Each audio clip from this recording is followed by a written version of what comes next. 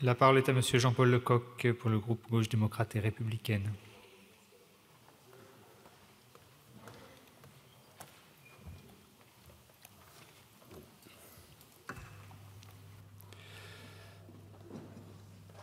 Monsieur le ministre, Madame la Présidente, Madame, Monsieur le rapporteur, l'examen de cette proposition de résolution intervient dans un contexte difficile pour les agriculteurs français. Pour une large part, elle vient décliner les recommandations de votre commission d'enquête, Monsieur le rapporteur, dont le rapport a été présenté en décembre 2023. Autant le dire d'emblée, nous les partageons pleinement, car il y a urgence à définir les outils efficaces pour faire face à la croissance de produits importés ne respectant pas les normes phytosanitaires, environnementales et de santé européennes. L'insuffisance des contrôles à l'entrée des produits sur le territoire de l'Union européenne est un problème bien connu, et le député du Havre que je suis en sait quelque chose, tant au regard des critères employés que de leur ampleur. Le rapport d'information sur la sécurité alimentaire dans l'Union européenne, conduit par mon collègue André Chassaigne en 2020, le soulignait déjà. Quant à la clause de sauvegarde qui permet de bloquer l'entrée d'un produit sur le territoire de l'Union européenne, elle n'est que rarement utilisée, et quoi qu'il en soit, elle ne peut être que transitoire dans l'attente de règles strictes et opérationnelles sur les clauses miroirs. J'exprimerai toutefois un regret sur le contenu du texte, celui de ne pas faire apparaître dans les normes de production essentielles la protection sociale des travailleurs actifs agricoles.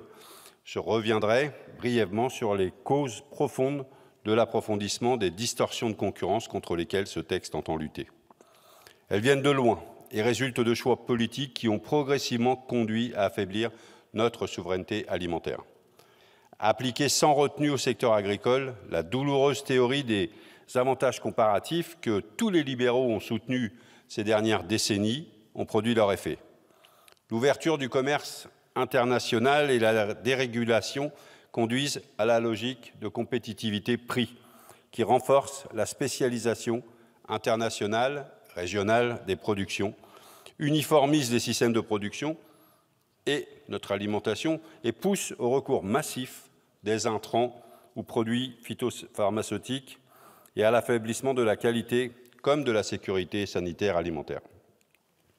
Malgré de nombreuses initiatives portant sur le soutien à la rémunération des producteurs et à la meilleure certification de leur production en termes de qualité, d'origine et d'impact sur leur environnement, les 40 années de néolibéralisme appliqué au secteur agricole font mal. Jamais la concurrence entre des productions n'ayant pas les mêmes standards de qualité et les mêmes conditions de production n'aura été aussi forte. Jamais la part des importations alimentaires dans la consommation des Français et des Européens n'aura été aussi élevée. Jamais nos agriculteurs n'auront autant été soumis à la pression d'opérateurs commerciaux faisant du chantage à la substitution par des produits importés un puissant levier de leur course à la rentabilité. Face à ce constat, je relève qu'il y a bien deux grandes écoles de pensée, mes chers collègues.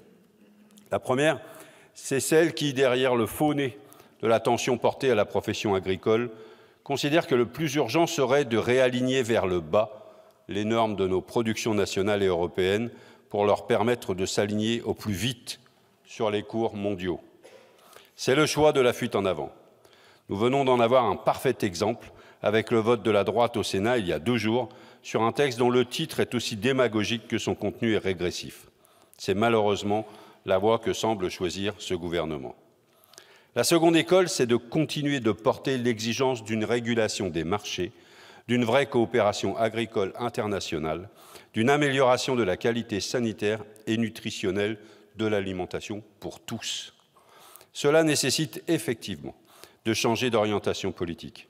Cela exige d'adopter des normes communes et de mettre en œuvre les protections et les outils de contrôle nécessaires, afin que nos agriculteurs puissent vivre dignement de leur travail sans être mis en concurrence de façon déloyale.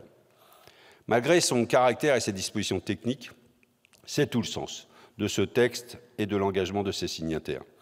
Je suis convaincu que notre pays doit porter ses exigences au plan européen, plutôt que de faire montre d'une résignation qui accentuera cette spirale menant à toujours plus de pression à la baisse sur les prix des productions et donc à la baisse des rémunérations du travail agricole. Merci de votre attention.